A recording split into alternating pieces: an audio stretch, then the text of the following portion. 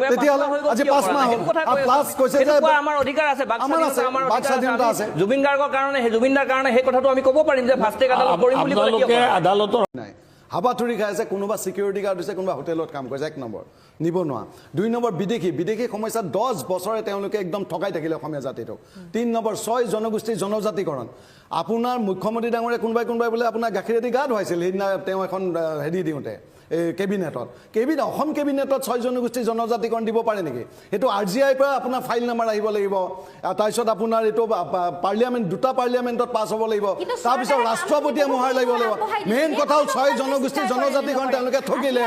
40 লাখ নিবনুৱা কোনো সংস্থাপন নাই এজন বিদেশী তেওঁলোকে খেদিব পৰা নাই 6 নং দফাৰ প্ৰতিবেদন দিল্লী গ'ল সেইখনৰ কাম নকৰা নাই বিপ্লৱ শৰ্মা ছাৰৰ প্ৰতিবেদনৰ কাম কৰা নাই তেওঁলোকে বিপ্লৱ শৰ্মা ছাৰৰ প্ৰতিবেদন লিখা আছিল আইএলপি কথা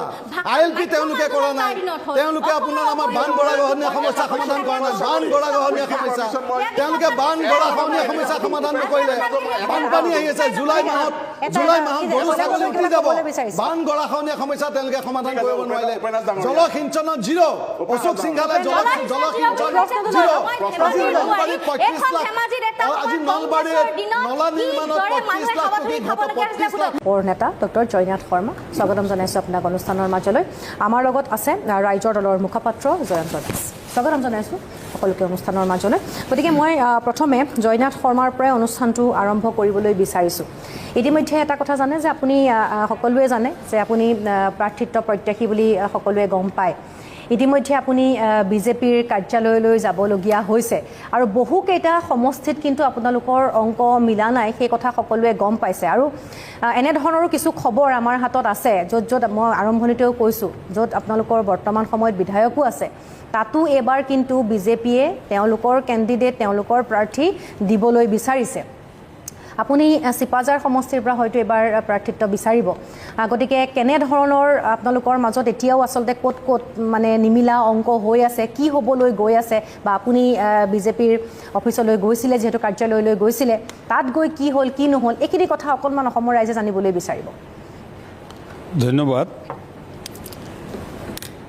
অসম গণ পৰিষদ আৰু বিজেপিৰ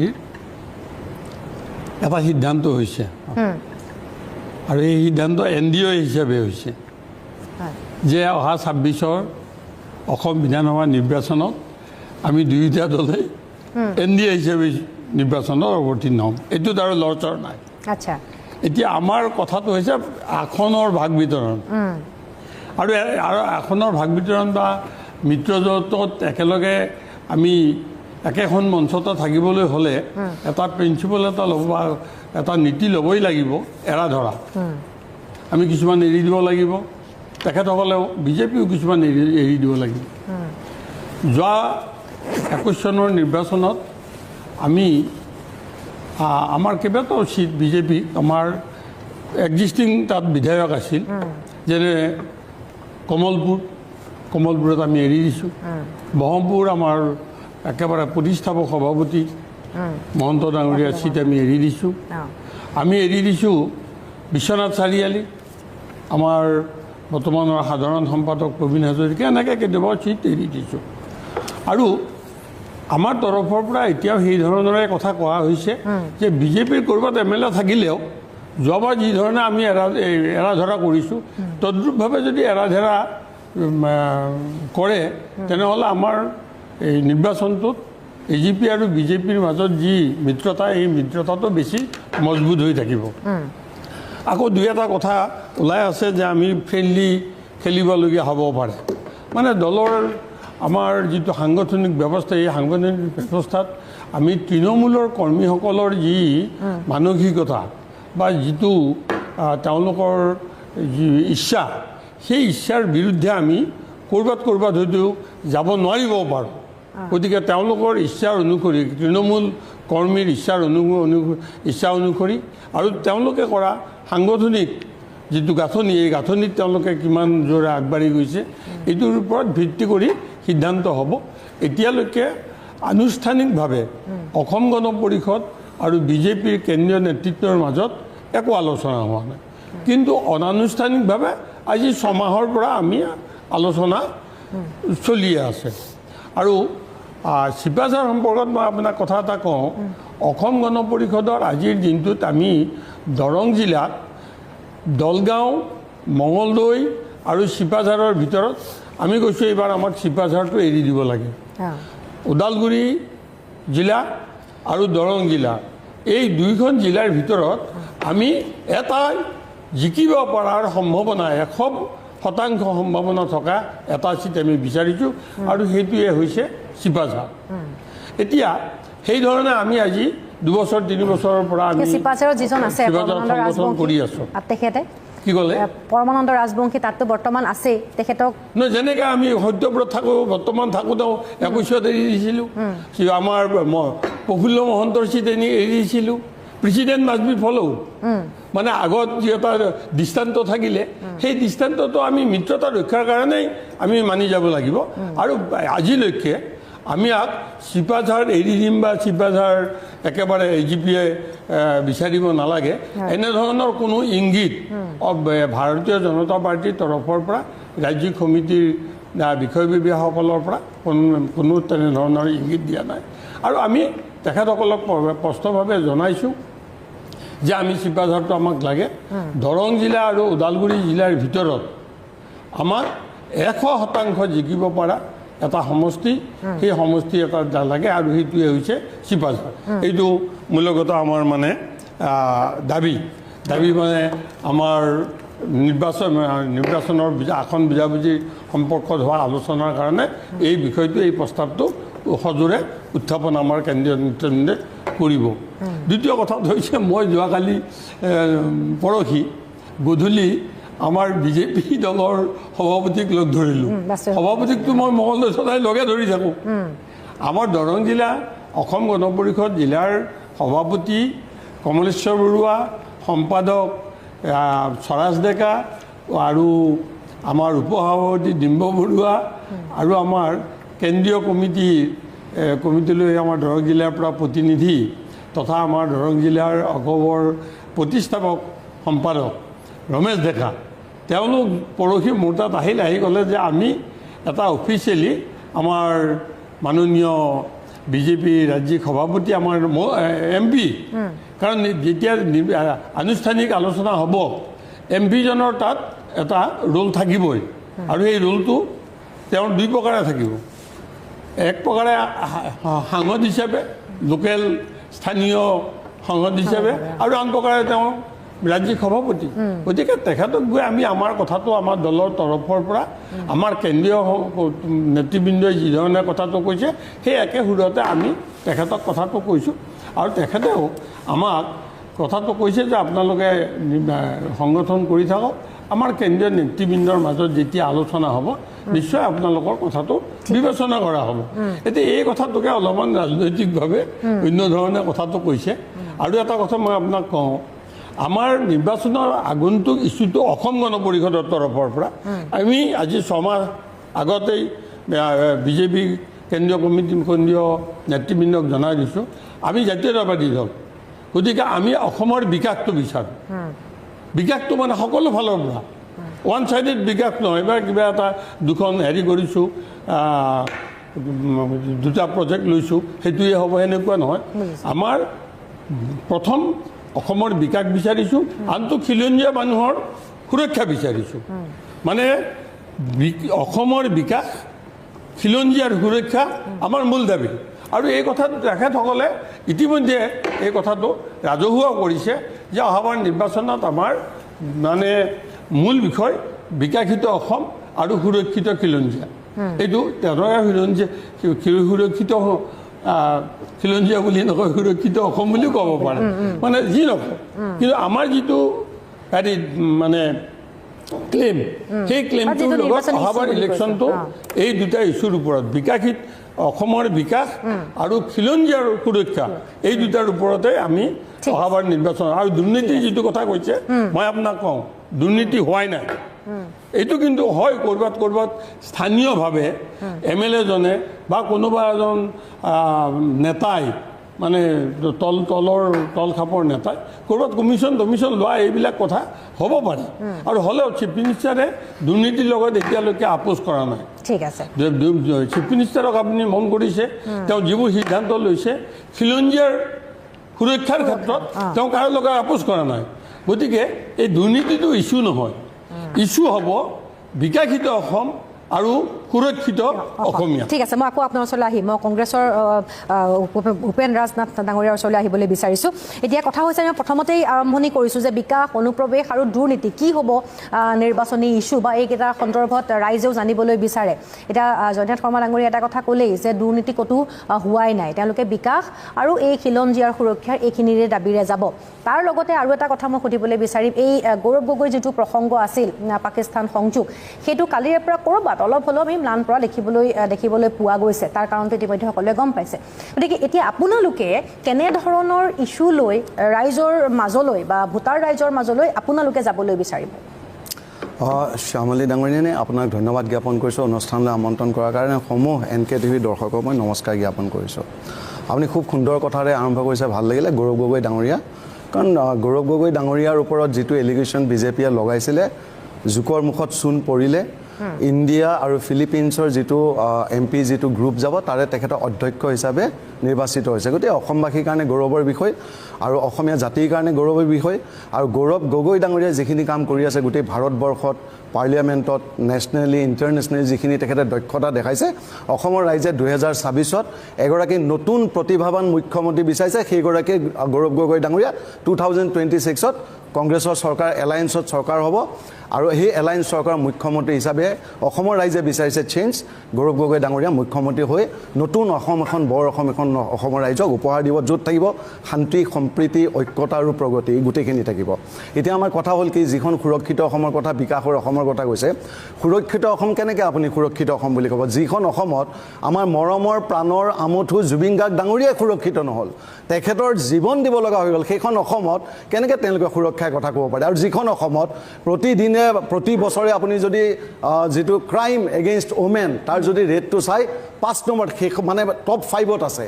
ভাৰতবৰ্ষৰ ভিতৰত অসমখন টপ 5ত আছে ক্ৰাইমত ওমেন এগেইনষ্ট মানে ক্ৰাইম এগেইনষ্ট ওমেন গতিকে কেনে সুৰক্ষিত অসম হ'ব আৰু বিকশিত অসমৰ কথা কৈছে বিকশিত অসম আমি কি মেজাৰমেণ্টত আমি বিকশিত অসমৰ কথা ক'ম বিকশিত অসম যদি আপুনি ইকনমিকেলি চাই আমি চাব লাগিব HDI ৰেংক কিমান বা আপোনাৰ হেপিনেছ ইণ্ডেক্স কিমান বা আপুনি ভোকাতুৰ দেশৰ ভিতৰত ভাৰতবৰ্ষ বা অসমৰ স্থান কিমান আজি যদি ভোকাতুৰ দেশৰ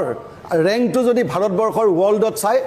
102 নম্বৰত আছে মানে 126খন দেশ আছে তাতে একেবাৰে শেষত মানে আপোনাৰ ভোকাতুৰ মানে দেশৰ একেবাৰে শীৰ্ষত আছে ভাৰতবৰ্ষ গতিকে 10 বছৰ বা আগতে বাজপেয়ী ডাঙৰীয়া চৰকাৰ আছিল 10 বছৰ কি কৰিলে একো তেওঁলোকে উন্নয়ন কৰিব পৰা নাই সেইটোৱে ৰেংকটো 102ত আছে HDI ৰেংক যদি চাই আজিৰ ডেটত ভাৰতবৰ্ষে 130 নম্বৰত আছে গোটেই শেষত আছে মানে একো উন্নয়ন কৰিব পৰা নাই তাৰপিছত 3 নম্বৰত আহিলে হেপিনেছ ইণ্ডেক্স নাই হোৱা হেপিনেছ ইণ্ডেক্স না বিকাশ হোৱা নাই বিকাশটো আমি কিহেৰে আমিতো বিকাশৰতো কিছুমানতো উন্নয়নৰ ফৰ্মুলা আছে বা মেজাৰমেণ্ট আছে সেইখিনিতো আমাৰ দৰ্শকে জানিব লাগিব গতিকে HDI আপোনাৰ হেপিনেছ ইণ্ডেক্স আৰু আপোনাৰ হেৰি ভোকাতুৰ দেশ গোটেইখিনিতে ভাৰতবৰ্ষ একেবাৰে মানে আপোনাৰ টপত আছে বুলি ক'বলৈ ইমানেই তেওঁলোকৰ অৱস্থা বেয়া তাৰপিছত আমি অসমৰ কথা অসমৰ শিক্ষা স্বাস্থ্য তাৰপিছত আপোনাৰ এই ক্ষেত্ৰত অসম ভাৰতবৰ্ষৰ ভিতৰত শেষৰ 5 নম্বৰ স্থানত আছে ক'ত আছে এইটো নীতি আয়োগৰ তথ্যত আছে গতিকে অসমৰ আমাৰ 40 লাখ নিবনুৱা আছে 40 লাখ নিবনুৱাৰ তেওঁলোকৰ কোনো সংস্থাপনৰ প্লেনিং নাই জব ক্ৰিয়েশ্যনৰ কোনো তেওঁলোকৰ প্লেনিং নাই 10 বছৰ তেওঁলোকে 2016 চনত যেতিয়া ভিজন ডকুমেণ্ট বনাইছিল তেওঁলোকে কৈছিল 25 লাখ নিবনুৱা সংস্থাপন দিম তেওঁলোকে কিমান নিবনুৱা সংস্থাপন দিল নাই দিয়া 40 লাখ বাঢ়ি গ'ল তাৰপিছত বিদেশী পঠাম বুলি ক'লে 16 মে'ৰ পাছত মোদী ডাঙৰীয়াই কৈছিলে 2014 চনত আপোনাৰ খানাপাৰা ফিল্ডত যে 16 মে'ৰ পাছত বিদেশীয়ে তালিটো বোলা বান্ধি যাব লাগিব আজি সুপ্ৰিম কোৰ্টে আপোনাৰ ভৎখনা দিছে যে 263 গৰাকী আপোনাৰ বিদেশী চিনাক্ত হৈ গ'ল তেওঁলোকক ডিপৰ্টেশ্যন কৰিব পাৰে তেওঁলোকক জবাবদিহি কৰিছে চেণ্ট্ৰেল গভৰ্ণমেণ্টৰ আছাম গভৰ্ণমেণ্ট যে এই যাক তোমালোকে মানে আপোনাৰ হেৰি কৰিলা বহিষ্কাৰ কৰিলা এইখিনি তোমালোকে বাংলাদেশলৈ কিয় ডিপৰ্ট কৰিব পৰা নাই ভৎখনা দিছে তাৰপিছত তেওঁলোকে 437জন আৰু আপোনাৰ বহিষ্কাৰ হৈছে কিন্তু তেওঁলোকক ডিপৰ্ট কৰিব পৰা নাই কিয় পৰা নাই যে ভাৰত বাংলাদেশৰ যিখন আপোনাৰ ট্ৰিটি যিখন আপোনাৰ সেই ডিপৰ্টেশ্যন যিখন আপোনাৰ চুক্তি সেইখন 10 বছৰ কৰিব নোৱাৰিলে গতিকে নোৱাৰে কাৰণ বাংলাদেশত আপুনি বিদেশী পঠাবৰ কাৰণে ঠিক আছে মই প্ৰতিটো লৈ লওঁ তাৰপিছত মই এলায়েন্সৰ কথাটো আমাৰ এলায়েন্স হ'ব অলৰেডি আমাৰ ৰাইজৰ দল বা আপোনাৰ এজেপি আৰু ৰাইজৰ দলৰ যিটো আপোনাৰ কাম এইখিনি আপোনাৰ দীঘলীয়াকৈ আহিম মই। ICC দিছে গোটেই AICC উপেন ৰাজ নাথ, সেইটো মই দীঘলীয়াকৈ অকণমান জানিব লাগিব, সেইটো ধন্যবাদ। প্ৰসংগক লৈ মই আহিম আপোনাৰ ওচৰলৈ। মই এবাৰ কল্যাণ গগৈৰ ওচৰলৈ আহিছোঁ। যিখিনি উপেন ৰাজ নাথ ক'লে যে উন্নয়ন বা বিকাশ বুলি ক'বলৈ গ'লে আমাৰ হেপিনেছ ইণ্ডেক্স চোৱা হয়, কিবা বহুখিনি আচলতে আছে মেজাৰমেণ্ট, সেইখিনিৰ ফালৰ পৰা আমি ক'ৰবাত পিছ পৰি আছোঁ বুলি তেখেতে কৈছে। কিন্তু শাসকীয় দলে বাৰে বাৰে কৈ আছে দাইল চাউল চেনি সকলো গাঁৱৰ ৰাইজক ফ্ৰীকৈ দিয়া হৈছে, অৰুণোদয় আঁচনি, হিতাধিকাৰী সৃষ্টি কৰা হৈছে, এইখিনিৰে বিকাশৰ কথাখিনি ক'বলৈ গৈছে। আপুনি কি ক'ব? এতিয়া কথাটো কংগ্ৰেছৰ প্ৰতিনিধি মোৰ ভাতৃ উপেন বুলিয়ে মাতোঁ মই, বহুখিনি কথা ক'লে। এতিয়া মই কেইটামান কথা নকৈ নোৱাৰিছোঁ, কাৰণ চকু মুদা যদি কুলিৰ ভাও ধৰি থাকে তেতিয়াহ'লে আমাৰতো ক'বলৈ বেলেগ একো কথা নাথাকে। এই ব্ৰহ্মপুত্ৰৰ ওপৰত 12খনকৈ ব্ৰিজ আন্দোলন নকৰাকৈ যে হৈছে, আৰু মুখ্যমন্ত্ৰী ডাঙৰীয়াই যে কৈছে প্ৰত্যেক জিলাৰ লগত সংযোগ কৰিবৰ কাৰণে মোৰ এটা চেষ্টা থাকিব, সেইটো দেখা নাপায়। অসমত এতিয়া ইঞ্জিনিয়াৰিং কলেজ, মেডিকেল কলেজবিলাক হৈ আছে, মেডিকেল কলেজ 22খনকৈ হ'ল, দেখা নাপায়। ৰাস্তা পদূলিবিলাক, কানেক্টিভিটিবিলাক যেনেধৰণকৈ হৈ আছে, হয়তো মোৰ হাতত সম্পূৰ্ণ ডাটা নাই, গতিকে সেইবিলাক তেখেতে দেখা নাপায়। প্ৰধানমন্ত্ৰীয়ে প্ৰত্যেকবাৰে আহি পেলাই বিভিন্ন ধৰণৰ ৰিং ৰোডৰ পৰা আৰম্ভ কৰি এলিভেটেড কৰিডৰৰ পৰা আৰম্ভ কৰি পেলাই এনেকুৱা ধৰণৰ মানে সীমা সংখ্যা নাই। প্ৰধানমন্ত্ৰী এতিয়ালৈকে বোধহয় উত্তৰ পূৰ্বত 65 বাৰ আৰু বিশেষকৈ অসমত 45তকৈ অধিকবাৰ আহিছে, আৰু প্ৰত্যেকবাৰে কিবা নহয় কিবা এটা আমাৰ কাৰণে মানে উপহাৰ এটা লৈ আহে। গতিকে সীমা সংখ্যা নাই। গতিকে এই যে কথাবিলাক যিবোৰ কথা কৈছে, এইবোৰ কথাবিলাক আজি প্ৰায় মই চাইছোঁ যোৱা 5টা বছৰ ধৰি কংগ্ৰেছে একেখন ৰেকৰ্ডকে বজাই আছে। সেইকাৰণে ষ্টেৰিঅ'টাইপ এটা যিটো কোৱা হয় ইংৰাজীত, মই সকলো কথা মই সেইকাৰণে উত্তৰ দিব এইকাৰণে নোখোজোঁ, কাৰণ আমি আজি যোৱা 5টা বছৰ এইবিলাক কথা কি 10টা বছৰ এইখিনি কথাকে কৈ আহিছোঁ। এতিয়া উন্নয়নৰ কথাত আৰু মই বিশেষ ক'বলৈ নাযাওঁ, কাৰণ অসমৰ ৰাইজে নিজেই দেখিছে উন্নয়ন কেনেধৰণকৈ হৈছে। আৰু চাকৰি বাকৰিৰ ক্ষেত্ৰত যেতিয়া মই কৈ আছিলোঁ মই আজি চাকৰি বাকৰিৰ ক্ষেত্ৰত আপোনালোকে জানে কংগ্ৰেছৰ দিনত কেনেধৰণৰ কেলেংকাৰী আছে, APSCৰ পৰা আৰম্ভ কৰি পেলাই বিখ্যাত ৰাকেশ পাল কাণ্ড, আৰু আমাৰ আজিৰ দিনত 1,60,000 প্ৰায় চাকৰি দিয়া সমাপ্ত কৰা হ'ল, আৰু এটা তামোল পাণো কাকো নিদিয়াকৈ সকলোবোৰ যিবোৰ পৰীক্ষাৰ্থী আছিলে চাকৰি পালে। এইটো কথা আজি অসমৰ ৰাইজে মানিছে, কিন্তু হয়তো কংগ্ৰেছ দলে মানিব খোজা নাই। কাৰণ বিৰোধী পক্ষ থকাৰ কাৰণে বিৰোধ কৰিব লাগে কাৰণে কৰি আছে যেন মোৰ অনুভৱ হয়। গতিকে এইবিলাক আৰু কিছুমান কথা কিছুমান কৈছে, ইণ্ডেক্স হেপিনেছ ইণ্ডেক্সৰ কথা কৈছে। হেপিনেছ ইণ্ডেক্স বুলি ক'ব যাওঁতে গোটেই সমগ্ৰ ইণ্ডিয়াৰ যিবিলাক কথা, প্ৰত্যেকখন ষ্টেটৰ বিভিন্ন ধৰণৰ পেৰামিটাৰ থাকে, সেইবিলাক সকলোৱে হৈ থাকে, আৰু সেই পেৰামিটাৰবিলাক ডিফাৰেণ্ট। এইটো SDG ওপৰত হয়, সাষ্টেইনেবল ডেভেলপমেণ্ট গ'লছ। মই এগ্ৰী কৰি লৈছোঁ যে ইণ্ডেক্সটোৰ ক্ষেত্ৰত SDGত একেবাৰে অসম পিছ পৰি আছে। সেইবিলাকে ঠিক আছে, এইবিলাক দলং, স্কুল, কলেজ এইবিলাক কণ্টিনিউৱাছ প্ৰচেছ, ডেভেলপমেণ্ট হ'ব এইবিলাক। আপুনি নাথাকিলেও বিজেপি নাথাকিলেও যিকোনো চৰকাৰ আহিলে কৰিব, কিন্তু আমি আপোনালোকেতো 40 লাখ মহিলাকতো 1200 টকা 50 টকা দিব লগা হৈছে। 1250 টকা তেওঁলোকে আপোনালোকে ইনকাম কৰিয়ে দিব লাগিছিল। গতিকে উন্নয়নটো মই আজি ক'ব নাই, কাৰণ মানে অসমৰ ৰাইজে দেখা পাইছে। গতিকে এই আধা ঘণ্টা যিখিনি আলোচনা নক'লেও অসমৰ ৰাইজে জানে 80 কোটি মানুহক 2 টকীয়া চাউল দিব লগা হৈছে। মানে কংগ্ৰেছৰ দিনত মানে চাউল দিয়া নাছিলেতো, ফ্ৰী চাউল দিয়া নাছিলেতো, সেইকাৰণে কৈছে। আৰু এই যে কথাটো কৈ আছে যে এটাও আমি বিদেশীক খেদিব পৰা নাই, হয় ইণ্ডো বাংলাদেশ ট্ৰিটি নাই। আজি ঠিক আছে, আমি 10 বছৰ আজি কেন্দ্ৰ চৰকাৰত আছোঁ, আজি 10 বছৰ নহয় 12 বছৰ হ'ল, আমি অসমত 10 বছৰ হ'ল। তাৰ আগতেতো তেওঁলোকে 15 বছৰ আছিলে, তাৰ আগতেওতো এইটো সমস্যা আছিলে। তাৰ সেই সময়টোতো প্ৰথম অৱস্থাটোতো IMDT এক্টখন লৈতো তেওঁলোকে একেবাৰে পাগলৰ নিচিনাকৈ মানে IMDT ৰাখিব লাগে বুলি তেখেতসকলে যুঁজ দিছিলে। আমি সেই IMDT এক্টখন আজি সৰ্বানন্দ সোণোৱাল ডাঙৰীয়াৰ প্ৰচেষ্টাত, বাকী সকলোৰে সহায়ত আজিতো সুপ্ৰিম কোৰ্টে এখন খাৰিজ কৰিলে। সেই IMDT এক্টখন ক'বলৈ দিয়া, সেই IMDT আইনখন আছিলে যে বিদেশী ৰক্ষণাবেক্ষণ দিয়াৰ নিচিনা এটা আইন আছিলে। সেই সময়টোতো এইবোৰ সমস্যা আছিলে। তেতিয়াহ'লে সেই সময়তকৈ ইণ্ডো বাংলা ট্ৰিটি নহ'ল। ইণ্ডো বাংলা ট্ৰিটি নোহোৱাৰ বহুতবোৰ কাৰণ আছে, হয়। তাৰ কাৰণে আমি এক্সপালশ্যন যিখন এক্ট যিখন আছে, ফৰেনাৰ যিখন এক্সপালশ্যন এক্ট 1951খন আমি ব্যৱহাৰ কৰিবলৈ প্ৰত্যেক কেন্দ্ৰীয় চৰকাৰে গৃহ মন্ত্ৰালয়ে প্ৰত্যেকজন জিলাৰ যিটো অধিপতি মানে আমাৰ ডিষ্ট্ৰিক্ট কমিশ্যনাৰক নিৰ্দেশ দিছে, আৰু সেইমতে প্ৰচেছবিলাক কৰিছে। আৰু পুছবেকো কৰা হৈছে। পুছবেকৰ সংখ্যা নিৰ্বাচনৰ আগে আগে আপোনালোকক দিয়া হ'ব।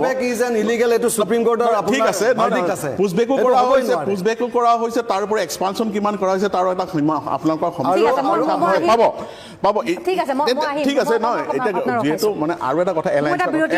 এলায়েন্সৰ কথাটোলৈ আহিম। মই এটা বিৰতিৰ সময় ল'বলৈ হৈছে। বিৰতিৰ পাছত মই জয়ন্ত দাসৰ ওচৰলৈ আহিম। দাস ৰাইজৰ দলৰ মুখপাত্ৰ জয়ন্ত দাসৰ ওচৰলৈ আহিবলৈ বিচাৰিছোঁ। ইতিমধ্যে আজি এটা খবৰ ইতিমধ্যেই আহিছে, সকলোৱে গমো পাইছে যে বিৰোধীৰ ঐক্যজোঁটৰ মিত্ৰতা সেয়া চূড়ান্ত হৈছে আৰু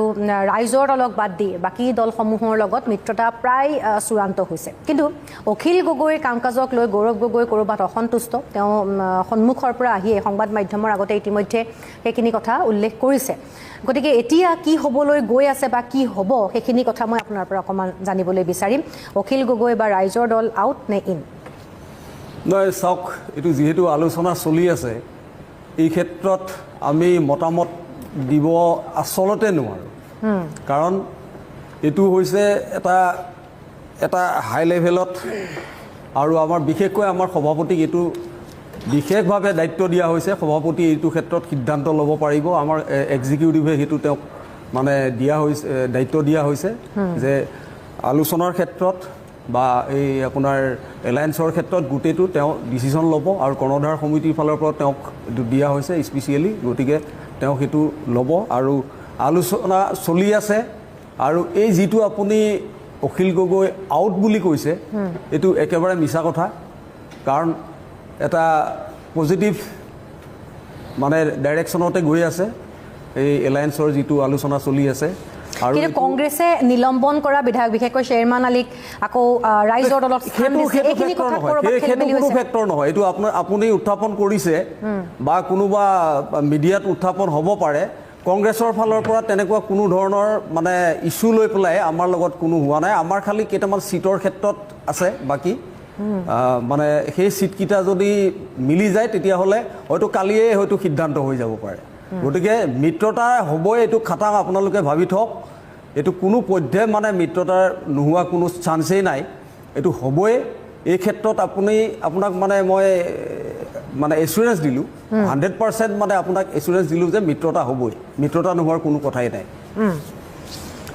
মিত্ৰতা গতিকে সভাপতিয়ে লাগি আছে, কংগ্ৰেছৰ সভাপতিয়ে হওক বা আমাৰ সভাপতিয়ে হওক লাগি আছে। গতিকে মিত্ৰতা যিকোনো পৰিস্থিতিৰ বিৰুদ্ধে। আৰু এইটো আমাৰ দুটা দলৰ কথা নহয়তো, অসমৰ ৰাইজে বিচাৰিছে। অসমৰ ৰাইজৰ এইটো দাবী যে মানে বিজেপি এজিপি বাদ দি বাকী গোটেইবিলাক দল একলগ হৈ পেলাই আৰু UDFক বাদ দি গোটেই দলবিলাক লগ হৈ একত্ৰিতভাৱে ইলেকশ্যনটো খেলিব লাগে, সেইটো ৰাইজৰ দাবী। আৰু সেই ৰাইজৰ দাবীটো মানিবলৈ আমি বাধ্য। ঠিক আছে, কংগ্ৰেছেই হওক আমাৰ দলেই হওক, আমি সেইটো মানিবলৈ বাধ্য। ঠিক আছে। ৰাজু ফুকনৰ ওচৰলৈ মই আহিবলৈ বিচাৰিছোঁ। এতিয়া আমি শাসকীয় পক্ষৰ মিত্ৰ দলত থকা বা শাসকীয় পক্ষৰ ইতিমধ্যে তেওঁলোকে এটা কথা কৈছে যে দুৰ্নীতি ক'তো হোৱাই নাই, নিকা নিযুক্তিৰ কথা ক'লে। এতিয়া আপোনালোকে কোনবিলাক ইছ্যু লৈ ৰাইজৰ সন্মুখলৈ বা ভোটাৰ ৰাইজৰ মাজলৈ যোৱাৰ কথা এবাৰ চিন্তা চৰ্চা কৰিছে? আৰু লগতে মিত্ৰতাৰ ক্ষেত্ৰত যিহেতু মই কৈছোঁৱেই এতিয়া আপোনালোকৰ মাজত চূড়ান্ত হৈছে, গতিকে সমষ্টিকেইটাৰ আপোনালোকৰ মাজত পিকচাৰখন মানে ক্লিয়াৰ হৈছে বুলি ক'ব পাৰি নেকি? নহয়, মিত্ৰতাৰ কথাটোত প্ৰথম জাতীয় পৰিষদে আৰম্ভ কৰিছিলোঁ যে মাজুলী বাই ইলেকশ্যন যেতিয়া হৈছিল তেতিয়া জাতীয় পৰিষদে এটা প্ৰস্তাৱ লৈছিলোঁ আমি আমাৰ নিজৰ কাৰ্যনিৰ্বাহকৰ সভাত। আৰু সেই প্ৰস্তাৱটোকে সকলোৰে মানে আমি প্ৰথমতে আমি কংগ্ৰেছক অৱগত কৰিলোঁ যে এজন প্ৰাৰ্থীৰ মানে এটা ছিটৰ মানে বিপৰীতে এজন প্ৰাৰ্থী হ'ব লাগে। এই ধৰণেৰে আচলতে আমি মিত্ৰতাটো আগবঢ়াই নিবৰ কাৰণে প্ৰচেষ্টা হাতত লৈছিলোঁ। প্ৰথমতে কংগ্ৰেছক অৱগত কৰিলোঁ, তাৰপাছত আমি ৰাইজৰ দলৰ কাৰ্যালয়লৈ গ'লোঁ, তাৰপাছত আমি আচলতে CPM CPIকো মানে তেওঁলোকৰ কাৰ্যালয়লৈ গৈও আমি এই বিষয়টো অৱগত কৰিলোঁ, ইনিচিয়েটিভ লৈছিলোঁ। আৰু সেইকাৰণে আজিৰ তাৰিখত এইটো যি যোগাত্মকভাৱেৰে আগবাঢ়ি গৈ আছে। এইটো মানে অকণমান এটা কথা ঠিক যে আমি আদৰ্শগতভাৱে বেলেগ বেলেগ। আজি কংগ্ৰেছৰ আদৰ্শ, ৰাইজৰ দলৰ আদৰ্শ, জাতীয় পৰিষদৰ আদৰ্শ মাজত পাৰ্থক্য আছে। CPM CPI আদৰ্শ বেলেগ ধৰণৰ। সেইকাৰণে আদৰ্শগত কিছু পাৰ্থক্য থকাৰ কাৰণে কিছু ক্ষেত্ৰত আমাৰ হুহুকা পিছলা হৈছে। এইটো কথা নহয় যে মানে মিত্ৰতাটো নহ'বগৈ। আমি মিত্ৰভাৱেৰে 26ৰ নিৰ্বাচনত অৱতীৰ্ণ হ'ম আৰু 26ৰ নিৰ্বাচনত অৱতীৰ্ণ হৈ নিৰ্বাচনত জয় হৈ আমি মানে অহাবাৰ চৰকাৰ গঠন কৰিম 26ত। এই কথাটো ইতিমধ্যে অসমৰ ৰাইজে থিৰাং কৰি পেলাইছে তাৰ কাৰণে আমাৰ প্ৰস্তুতি একদম সূক্ষ্মভাৱেৰে হৈছে আমি বিভিন্ন ধৰণৰ চিন্তা কৰিছোঁ চিন্তন হৈছে মন্থন হৈছে আলোচনা হৈছে পৰ্যালোচনা হৈছে 21ত হৈ যোৱা ভুল 21ত মিত্ৰতা নোহোৱাৰ কাৰণে আজিৰ তাৰিখত কেনেকৈ ধৰণে আমাৰ মানে ছিটবিলাকত আমি হাৰিব লগা হ'ল আমি 24টা ছিটত কেনেকৈ ধৰণে আমি আচলতে চৰকাৰ মানে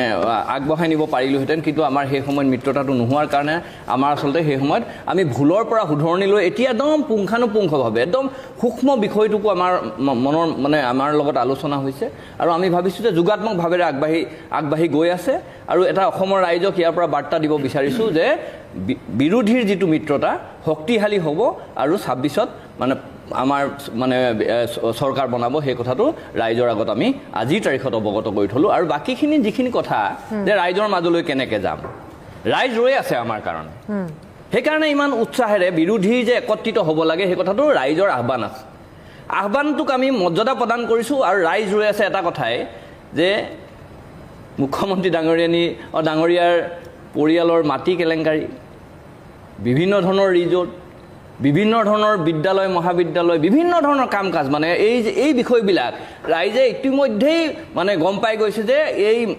মাটি খাইটি যিগৰাকী মুখ্যমন্ত্ৰী ডাঙৰীয়াৰ যিগৰাকী পত্নী তেখেতে আচলতে বিভিন্ন জেগাত মাটি কেনেকৈ ধৰণে অধিগ্ৰহণ কৰিছে এইবিলাক বিষয় আমি ৰাইজৰ মাজলৈ লৈ যাম জুবিন দা আছে জুবিন দাক আজিৰ তাৰিখত ন্যায় দিব পৰা নাই ন্যায় নিদিলে ভোট দিব নালাগে বুলি মুখ্যমন্ত্ৰী ডাঙৰীয়াই কৈছিল আজিৰ তাৰিখতো ফাষ্টেগ কোৰ্টৰ কাৰণে আমি অহা 27 তাৰিখে আন্দোলনৰ কাৰ্যসূচী ঘোষণা কৰিব লগা হৈছে ফাষ্টেগ কোৰ্ট আজিলৈকে তেওঁলোকে মানে কৰিব নোৱাৰিলে তাৰ কাৰণে আচলতে ফাষ্টেগ কোৰ্ট কৰিলে কেনেবাকৈ কিজানি জুলুঙাৰ মেকুৰী ওলাই যায় তেওঁলোক যাতে যিখিনি চাৰ্জশ্বিট বনিছে সেই চাৰ্জশ্বিটৰ একেদিনাই কিজানি জামিন পাই যায় এনেকুৱা ধৰণৰ বহু কথাৰ কাৰণে আচলতে ফাষ্টেগ কোৰ্টখন কৰা নাই ফাষ্টেগ কোৰ্ট কৰিব কেতিয়া নিৰ্বাচনৰ 7 দিনৰ আগত বা 10 দিনৰ আগত কৰি মেলি ৰাইজক দেখাব যে আমি ফাষ্টেগ কোৰ্ট কৰিলোঁ আৰু আমি জুবিন দাক ন্যায় দিবৰ কাৰণে আমি প্ৰচেষ্টা হাতত লৈছোঁ এনেকুৱা ধৰণৰ কাম কাজ কৰিবলৈ এই চৰকাৰখনে গৈছে সেইকাৰণে ৰাইজ অধীৰ আগ্ৰহেৰে ৰৈ আছে যে বিৰোধী একত্ৰিত হ'ব লাগে ৰাইজৰ দাবী আছিল আমি সেইটো পূৰাবৰ কাৰণে গৈ আছোঁ আমি একদম সেই পৰ্যায়ত একেবাৰে 90% ইতিমধ্যে আমি মানে গ'লোগৈ এতিয়ালৈকে মই কৈছোঁ যে যিখন চৰকাৰ চলি আছে হৈছে নেকি UPPL আৰু বিজেপিৰ মাজত আজিলৈকেতো হোৱা নাই BPF আৰু বিজেপিৰ লগত হৈছে নেকি আজি বৰমপুৰত কি হৈছে বৰমপুৰত AGPয়ে মিটিং পাতিছে বিজেপিয়ে গৈ কি কৰিছে তাত মাতি পেলাই দিছেগৈ এনেকুৱা ধৰণৰ পৰিৱেশ এটা গৈছে মই এটা দেখাম এতিয়া যে শিৱসাগৰত কি হৈছে অংকিতা দত্তৰ মানে সমৰ্থকক কি কৰিছে বিজেপি মানুহে কি কাণত ধৰে আঁঠু কঢ়াই থৈছে এনেকুৱা ধৰণৰ পৰিৱেশ এটা অসমত হৈ আছে এইবিলাক বিষয়টো অসমৰ ৰাইজে দেখি আছে আমি মাত্ৰ কথাটো কি হ'ল যে মই কৈছোঁ ধানটোৱে প্ৰতি কণটো মানুহটোৱে প্ৰতি মনটো সেইকাৰণে আমাৰ দলৰ আদৰ্শগত কিছু পাৰ্থক্য থকাৰ কাৰণে কি হৈছে অকণমান ক'ৰবাত হিনদেৰি হৈছে হুকা পিছলা হৈছে কিন্তু মই ভাবোঁ যে এইটো যোগাত্মকভাৱেৰে আগবাঢ়িছে 90% ইতিমধ্যে হৈছে 10% হ'বৰ কাৰণে বহু সময় নালাগে মই ভাবিছোঁ চিন্তন হৈছে মন্থন হৈছে পৰ্যালোচনা হৈছে তাৰ পাছত এটা সিদ্ধান্ত হ'ব সিদ্ধান্ত অসমৰ ৰাইজে বিচৰা ধৰণে অহাবাৰ মানে এই 26ৰ নিৰ্বাচনত অৱতীৰ্ণ হ'বৰ কাৰণে আমি একত্ৰিত হৈ আচলতে আমি আগবাঢ়ি যাব পাৰিম ৰাজু ডাঙৰীয়াক ছাপৰ্ট জনাই মই জুবিন দাৰ কথাটোৱে কৈছোঁ যে জুবিন গাৰ্গ ডাঙৰীয়াৰ যেনেকুৱা ধৰণে ৰাইজে বিচাৰিছিলে ফাষ্ট ট্ৰেক আপোনাৰ আদালতত ন্যায় পাব বিচাৰ পাব কিন্তু একো হোৱা নাই এতিয়া আমি ৰাইজেতো বিচাৰিছে যে আপোনালোকৰ চৰকাৰ আহিলে কি কৰিব গতিকে আপোনাৰ দৰ্শকসকলসমূহ আমি অসমবাসী ৰাইজক আমি জনাব বিচাৰিছোঁ চৰকাৰ আমাৰ আহিব কংগ্ৰেছৰ এলায়েন্সত আমাৰ চৰকাৰ আহিব অহাৰ প্ৰথম কেবিনেটতে জুবিনদাৰ ডাঙৰীয়াৰ যি আপোনাৰ তদন্ত চলি আছে তাক CBI লৈ হস্তান্তৰ কৰা হ'ব SIT থাকিব যিসকল অফিচাৰে কাম কৰিছে থাকিব এইটো নহয় বোলে SIT নাথাকিব SIT থাকিব কিন্তু CBI লৈ হস্তান্তৰ কৰা যাব তেতিয়া আচল আপোনাৰ কোন আপোনাৰ জড়িত হৈ আছিলে মানে ৰৌ বৰালি ঘৰিয়াল বাঘ সিংহ সকলোৰে মুখাবোৰ খোলা যাব আৰু তাৰ কাৰণে CBI তদন্ত আমাক লাগিবই আৰু লগত ইণ্টাৰপলৰ যদি দৰকাৰ হয় will tech assistance of ইণ্টাৰপল also ঠিক আছে মই জয়নাথ শৰ্মাৰ ওচৰলৈ আহিবলৈ বিচাৰিছোঁ এটা প্ৰসংগ ৰাজু ফুকনেও উত্থাপন কৰিলে আপোনালোকৰ বহুকেইটা সমষ্টিক লৈ যে আপোনালোকৰো ক'ৰবাত খেলি মেলি হৈ আছে সেই প্ৰসংগটোতে মই সেইটো প্ৰশ্ন কৰিবলৈ বিচাৰিছোঁ মুখ্যমন্ত্ৰীৰ মুখত এটা কথা শুনিবলৈ পোৱা গৈ আছে যে তেওঁলোকে যেনেধৰণৰ আচলতে অগপ দলে যেনেধৰণৰ সমষ্টি বিচাৰি আছে যদি তেওঁলোকে ইচ্ছা কৰে বন্ধুত্বমূলক প্ৰতিদ্বন্দ্বিতা কৰিব পাৰে বা কৰিবলৈ তেওঁলোকক বাৰে বাৰে আপোনালোকক সেইখিনি কথাই কৈ আছে এতিয়া কথা হৈছে যে আমি পোৱা খবৰ অনুসৰি বহু বহুকেইটা সমষ্টিতে এতিয়া খেলি মেলি হৈ আছে পলাশবাৰীৰ কথা ক'ব পাৰি দেৰগাঁও তেজপুৰ আৰু ইফালে আপোনাৰ ৰঙা নদীক লৈও ক'ৰবাত খেলি মেলি হৈ আছে আৰু এটা তথ্য মতে আপোনালোকক বৰ্তমান সময়ত শাসকীয় দলটোৱে 5ৰ পৰা 6খন আসন দিব বুলিহে এটা খবৰ ওলাইছে যদি তেনেধৰণৰ এটা কথা বতৰা হয় আপোনালোকৰ মাজত নিশ্চয় আলোচনা হ'ব পৰৱৰ্তী পৰ্যায়ত তেতিয়া আপোনালোকে কি কৰিব চাওক আপোনাক যেতিয়া কি কৰিব সেই পৰিৱেশত মই উত্তৰ দিলে মানে এইটো ভুল হ'ব কাৰণ আমাৰ সকলো সিদ্ধান্ত কেন্দ্ৰীয় কমিটিৰ আমাৰ যিখন কেন্দ্ৰীয় কমিটি আছে কাৰ্যকৰী কমিটি চেণ্ট্ৰেল এক্সিকিউটিভ সেই চেণ্ট্ৰেল এক্সিকিউটিভত আমি আলোচনা নকৰাকৈ যিকোনো কথা মন্তব্য ৰখা কথাটো উচিত নহয় কিন্তু এটা কথা আপোনালোক কৈছোঁ আপুনি যিটো খেলি মেলি শব্দটো কৈছে সেই খেলি মেলি শব্দটো মানে এপ্ৰপ্ৰিয়েট নহয় অমীমাংসিত হৈ আছে মানে পলাশবাৰী সম্পৰ্কত আমি কি কৰিম কি নকৰিম আমাৰ ফালৰ পৰা আমি জনাইছোঁ যে আমাৰ সাধাৰণ সম্পাদক কমলা কলিতাই সেই চিটটো বিচাৰিছে এতিয়া তেখেতসকলে কৈছে যে নহয় এইটো আমাৰ এক্সিষ্টিং MLA আছে গতিকে এক্সিষ্টিং MLAৰ কথাটো কিন্তু সেই এক্সিষ্টিং MLAজনৰ ইনকামবেঞ্চি আছেনে নাই যেতিয়া আলোচনাত বহিব এই কথাবিলাক বিবেচনালৈ আহিব ঠিক তেনেকৈ আপোনাৰ বিভিন্ন ঠাইত অসমৰ সকলো সমষ্টিতে 126টা সমষ্টিত কোনো সমষ্টিত আমাৰ সাংগঠনিক ক্ষেত্ৰত যোৱা 5 বছৰত যথেষ্ট মজবুত হৈছে গতিকে আমাৰ তৃণমূল পৰ্যায়ৰ যিবোৰ আমাৰ কৰ্মী আছে সেইসকলৰ ভাৱধাৰা সেইসকলৰ মনৰ যিটো কথা সেইসকলে যিটো দাবী দিছে এই গোটেইবোৰ কনচিডাৰেশ্যন বা বিবেচনাধীন হ'ব আৰু সেই হিচাপে আমাৰ চেণ্ট্ৰেল কমিটিয়ে সিদ্ধান্ত ল'ব আৰু মাননীয় মুখ্যমন্ত্ৰীয়ে যিটো কথা কৈছে এইটোতো সঁচা কথা বিজেপি এটা স্বতন্ত্ৰীয়া ৰাজনৈতিক দল অসম গণ পৰিষদ এটা স্বতন্ত্ৰীয়া ৰাজনৈতিক দল গতিকে আমি ৰাজনৈতিকভাৱে নিজৰ সিদ্ধান্ত লোৱাৰ আমাৰ অধিকাৰ আছে কিন্তু সেই ৰাজনৈতিক সিদ্ধান্তটো লওঁতে আমি আমাৰ তৃণমূল পৰ্যায়ৰ আমাৰ কৰ্মীসকলৰ মত আমি সম্পূৰ্ণভাৱে তেওঁলোকক মৰ্যাদা দিব লাগিব সেই মতৰ ওপৰত ভিত্তি কৰি আমি কেন্দ্ৰীয় কমিটিত বহলভাৱে পুংখানুপুংখভাৱে আমি বহি আলোচনা কৰিম জুবিন গাৰ্গৰ ন্যায় প্ৰসংগটো ওলাইছে হেতুটো মই অকণমান আপোনাৰ জুবিন গাৰ্গৰ ন্যায়টো চাওক এইবিলাক কথা যোনে উলিয়াই তেওঁলোকে আইনৰ প্ৰতি অলপমান চকু দিয়াটো উচিত যেতিয়া আদালতৰ বিচাৰাধীন হৈ থাকে আদালতত ছাবজুডিচ বুলি কৈছে এই ছাবজুডিচ বা আদালতৰ বিচাৰাধীন বিষয় এটাত আমি কোনোদিনে মাত দিয়াটো উচিত নহয় এতিয়া ন্যায় কোনে দিব আজি মুখ্যমন্ত্ৰীয়ে ন্যায় দিব নোৱাৰে নহয় আজি বিজেপি চৰকাৰে বা AGPয়ে হেৰি দিব নোৱাৰে নহয় দিব লাগিব ন্যায়ালয় তেওঁলোকৰ চৰকাৰ আহিলে CBI যাব বুলি কৈছে এইটো মই কথা কৈছোঁ আপুনি নিশ্চয় জানে কথাটো যেতিয়া কিবা এটা বিষয় কোৰ্টৰ বিচাৰাধীন হৈ থাকে আনকি এছেম্বলিত বা পাৰ্লিয়ামেণ্টত বাধা আছে যে ছাবজুডিচ মেটাৰত আলোচনা হ'ব নোৱাৰে তেখেতসকলে যিটো কৈছে জুবিন গাৰ্গে ন্যায় নাপাব আদালতৰ ওপৰত তেওঁলোকে অনাস্থা দিছে আদালত হোৱা নাই ৰাইজে বিচাৰিছে ফাষ্ট ট্ৰেক আদালত আজি মুখ্যমন্ত্ৰী ডাঙৰীয়া প্ৰথমতে কৈছিল ফাষ্ট ট্ৰেক আদালত হ'ব ইমান দিন আপোনাৰ আজি 3 মাহ হৈ গ'ল 4 মাহ মানে 5 মাহ হৈ গ'ল 5 মাহলৈকে ফাষ্ট ট্ৰেক আদালত শুনক এইটো ৰাইজে বিচাৰিছে আমি সন্মান কৰোঁ মই কি ক'লে SITও থাকিব আদালত থাকিব মইতো নিজে এফিডেভিট দিছোঁ একজনী আজি তদন্ত আয়োগ আছিল আমি এফিডেভিট দিছোঁ নাই এইটো শুনক সমগ্ৰ অসমবাসী ৰাইজে মুখ্যমন্ত্ৰী ডাঙৰীয়াই কৈছিল যে ন্যায় দিম বুলি কৈছিলে ন্যায় দিম বুলি কৈছিল তেখেতে কৈছিল যদি ন্যায় নাপায় ভোট দিব নালাগে নিজে হত্যা বুলি কৈছে বিধানসভাত কৈছে আকৌ আপোনালোকে ওলোটাই কথা তাৰপিছত কৈছে যে যদি ন্যায় নাপায় মুখ্যমন্ত্ৰী ডাঙৰীয়াই কৈছে ন্যায় নাপালে ভোট দিব নালাগে একদম ঠিক তেতিয়াহ'লে আজি 5 মাহ হ'ল প্লাছ কৈছে যে আমাৰ অধিকাৰ আছে বাক স্বাধীনতা আছে জুবিন গাৰ্গৰ কাৰণে জুবিনদাৰ কাৰণে সেই কথাটো আমি ক'ব পাৰিম যে ফাষ্ট ট্ৰেক আদালত কৰিম বুলি আপোনালোকে আদালতৰ সম্পৰ্কত কি ক'ব আপোনালোকে কওক মই নকওঁ মাত্ৰ এটা কথা কৈছোঁ অসম চৰকাৰৰ হাতত ন্যায় দিবলৈ তেতিয়াহ'লে মুখ্যমন্ত্ৰীয়ে কিয় ন্যায় দিম বুলি ক'লে? শেষ কৰি দিবলৈ নহয়, মুখ্যমন্ত্ৰীয়ে কৈছে যে ন্যায় দিম। মোক শেষ কৰিব নিদিয়ে আপুনি কৈ থাকোঁতে মই একেষাৰ মতা নাই নহয়। কথাটো হৈছে কি এক্সিকিউটিভৰ হাতত মানে কাৰ্যবাহী ক্ষমতা থকা চৰকাৰখনে তেওঁ কনষ্টিটিউশ্যন মতে যি ক্ষমতা আছে সেই ক্ষমতা দিছে। হত্যা কৰা বুলি কৈছে, সেইকাৰণে হত্যাৰ ধাৰাটো সংযোজিত হৈছে চাৰ্জশ্বিটত। এতিয়া আপোনালোকে কেনেকৈ কয়? আৰু হত্যাৰ ধাৰাটো